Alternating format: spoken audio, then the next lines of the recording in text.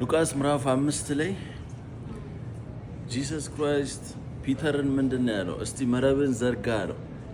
it doesn't make sense by the way ለመሰላችሁ usually the right time የሚባለው during the night ነው፣ ማታ ላይ ነው አሳ ማጥበን የሚችሉት በሰዓቱ።